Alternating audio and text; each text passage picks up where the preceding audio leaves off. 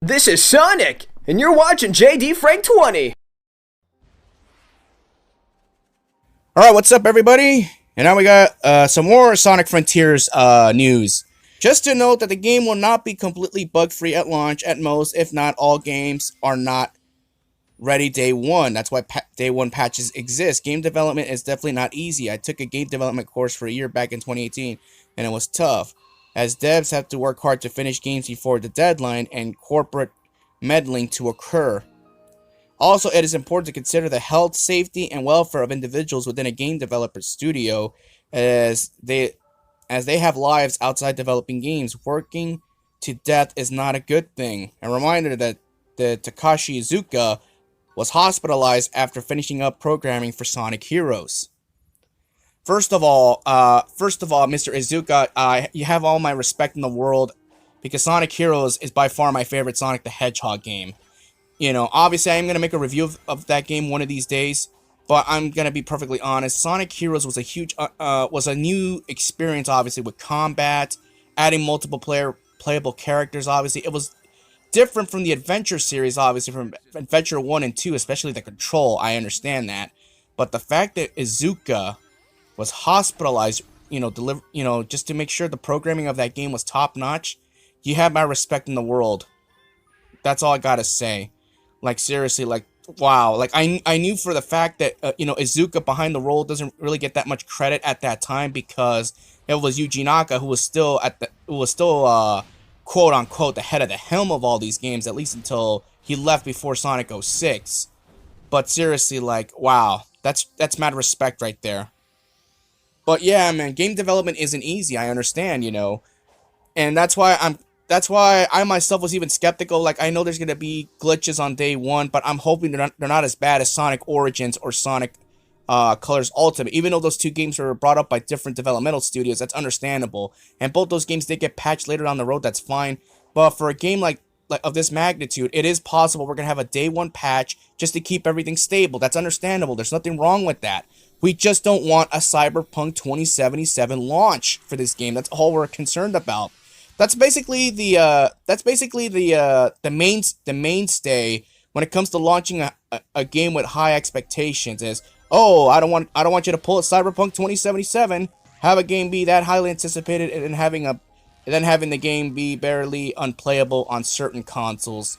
But the game sold well, for what I've been told. Too bad that company had to fucking sell out to get it. But hey, every other company's doing it. If other companies like 2K, Ubisoft, and EA are doing it, why should these guys be any different? Yeah, it costs you your reputation, but hey, that's just the gaming industry. That's the dark side of the video game industry. One of these days, I want to do a project like that, dark side of the gaming industry, where you see what really goes on behind the scenes of why certain decisions were made on either franchises or whatever goes on behind the scenes. Alright, I apologize for going on that tangent. Let's continue with the story. Yeah, again, given how large the Frontiers is, it is inevitable that some bugs will slip through the cracks. That is true. Open world games do have those issues. Even Zelda Breath of the Wild had those issues. Hell, Age of Calamity, there's certain instances where the game might run at 20 frames or maybe 15 frames if you have too many enemies on screen at the same time. I've had that issue before. Not anymore. At first I did, but again, if you're playing the Nintendo Switch version of Sonic Frontiers, it is likely that you are going to have some frame rate issues, but maybe some other bugs, and that's what I'm worried about. That's primarily the reason why I'm reviewing the Nintendo Switch version of the game. Well, first of all, I don't have a PS5 or an Xbox Series X, because I'm not paying an arm and a leg for it. But at the same time, the Nintendo Switch version, you do have the portability factor. So again, I'm not about graphics or anything like that. If the game runs at 720p at 30 frames, I'll be happy with that. Again, I'm not the kind of person who's going to jack off to 4K graphics and visuals. That's not my style.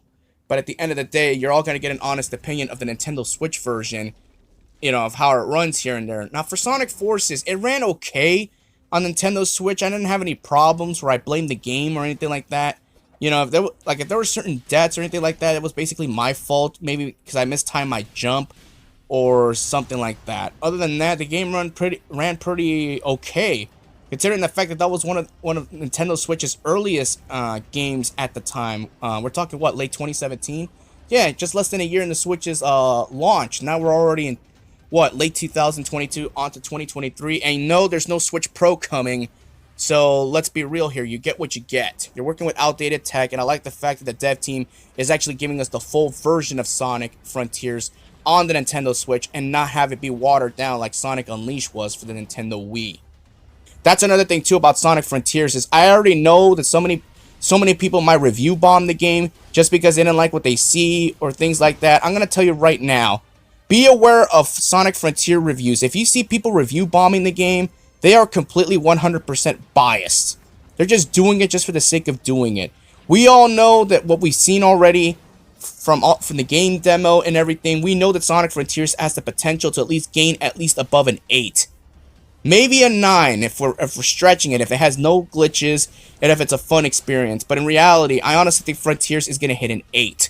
8 out of 10, maybe higher than that. You know. But if you see people review bombing the game that has no explanations, I'm going to personally see why did you review bomb the game? What was your experience? What was the problem? Now, if it was a widespread issue that, you know, maybe people had the same exact problem, that's understandable. But if it's just you did not like the game, that's your experience, alright, fine. You have a right to say you didn't like the game, but you don't have the right to say this game is like a 2 out of 10 just because, you know, something you like, you know, didn't go your way or stuff like that. You're just being spiteful. That's all, you know, that's the best way I can explain it. And right now, you can't even tell who the honest reviewers are for this game.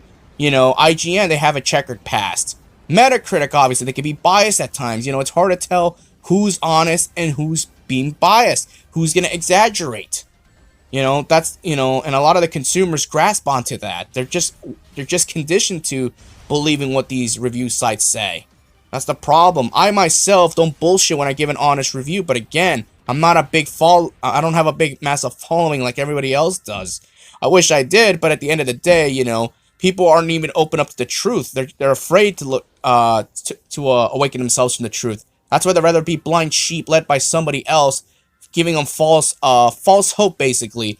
You know, trying to basically exaggerate, saying buy the game, don't buy the game, things like that. They're controlling their narrative. That's what they're doing. You know, and rather than be open up to the truth, they're just gonna follow basically who they're gonna follow. That's just the best way I can explain it. Again, let me know what you all think about this. You know, again, you know, day one issues are gonna happen. You know, it's kind of like the norm here. I can't believe that day one issues are still happening. We're in 2022. These kind of issues should not be happening. But then again, when you're up against a deadline, it's the holiday season. You have no choice.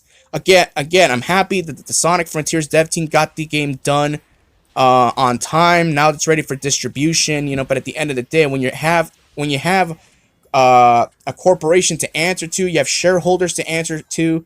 You want to make sure, like, hey, is the game going to be done in time? Because they want to make their money back. They have a lot of money tied into the franchise. They want to get their money out, which is understandable. In the holiday season, that's big money right there for Sonic Frontiers. I know it's going up against stiff competition, but I know for a fact that Frontiers will do great.